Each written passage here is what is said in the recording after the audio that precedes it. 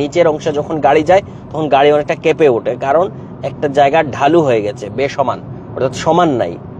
তো বাংলাদেশে আসলে এরকমই নির্মাণ কাজ হয়, এবং এই সড়কটির নির্মাণ তত্ত্বাবধানে ছিল সেনাবাহিনীর মতো প্রতিষ্ঠান। তাদের সড়ক 1 বছরের মাথায় একটা অংশ যখন উঁচু নিচু ঢালু হয়ে যায়, সেটা আসলে, এবং তাদেরই তত্ত্বাবধানে সড়ক এখন পর্যন্ত নির্মাণ শেষ হয়নি। এখন পর্যন্ত অনেকগুলো এলাকার সঙ্গে যে ব্রিজ কানেক্টিভিটি, সেইগুলোর নির্মাণ শেষ হয়নি, ফুটপাতের কাজ শেষ হয়নি। এখনো দেখা যায় যে নির্মাণ কাজ চলছে, যেটা 1 বছর আগে প্রধানমন্ত্রী উদ্বোধন করে শেষ করে ফেলেছেন, সেটার এখন মেনটেনেন্স না, নির্মাণ কাজও পর্যন্ত চলছে। এমন দৃশ্যটাই আসলে বাংলাদেশে দেখা যায়। বাংলাদেশের অবস্থাটাই আসলে এরকম, একটা দুঃখজনক, প্রতিটা নির্মাণের সঙ্গেই দুঃখজনক ঘটনা দেয়। দেখুন, একটা ব্রিজ থেকে নামছি, মাত্র 80 কিলোমিটার স্পিডে আছি, তখনই কিভাবে মানে গাড়িটা কাঁপাকাঁপি করছে, মানে উপরে উঠছে নিচে নামছে, এরকম দৃশ্যটা দেখছি।